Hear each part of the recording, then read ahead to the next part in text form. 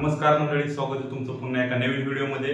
आज महाराष्ट्रात लाडकी बहीण योजनेचा खूप मोठ्या प्रमाणात ट्रेंड चालू आहे। 15 ऑगस्टला बऱ्याच महिलांच्या अकाउंटला 3000 रुपये जमा झाले, त्यामुळे आता फॉर्म भरण्यासाठी गर्दी खूप वाढली आहे। पण काही महिलांचे फॉर्म भरूनही अकाउंटला पैसे जमा का झाले नाही, तर पेमेंट न जमा होण्याचं कारण आपण आज या व्हिडिओमध्ये तुम्हाला सांगणार आहे। तर त्या महिलांनी पुढे काय केलं पाहिजे पेमेंट जमा होण्यासाठी, त्याची माहिती आपण या व्हिडिओमध्ये देणार आहे। तर चला करूया व्हिडिओला सुरुवात। हे बघा, लाडकी बहीण योजना अर्ज केला परंतु पैसे आले नाहीत तर काय करायचे, आता हे तुम्हाला व्यवस्थित समजून सांगतो। त्या महिलांनी काय करायचे ज्यांच्या अकाउंटला पैसे जमा झाले नाहीत। तर एक नंबरला आहे, सर्वात आधी तुमचे आधार कार्ड तुमच्या बँक अकाउंटला लिंक आहे का हे चेक करा। तर तुमचे आधार कार्ड तुमच्या बँकेमध्ये जाऊन तुम्ही चेक करा की केवायसी वगैरे भरलेले आहे, आधार कार्ड लिंक आहे का त्या अकाउंटला किंवा पॅन कार्ड लिंक आहे हे पहिल्यांदा चेक करा।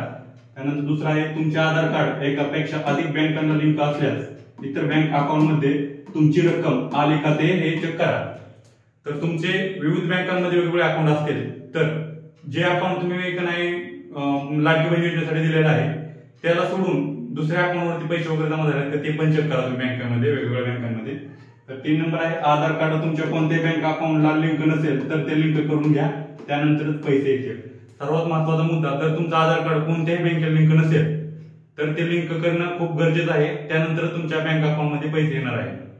आणि 4 नंबरचं जे आहे ते आहे, तुमचे आधार कार्ड तुमच्या बँक अकाउंटला लिंक असूनही तुम्हाला जर पैसे आलेले नसतील तर काळजी करू नका, येत्या काही दिवसात तुम्हाला तुमचे पैसे मिळतील। बँकेला आधार कार्ड लिंक असून केवायसी ऍक्टिव्ह असून बँकेमध्ये तुमची जर तुम्हाला पैसे आले नाही तर पुढील काही दिवसांमध्ये तुमच्या बँक अकाउंटमध्ये पैसे येणार आहे। तर तुम्हाला ही माहिती कशी वाटली, जर काही प्रश्न कमेंटमध्ये मला नक्की सांगा, ते प्रश्नांची उत्तर मी तुम्हाला नक्की देईल। चला भेटूया नेक्स्ट व्हिडिओमध्ये, धन्यवाद।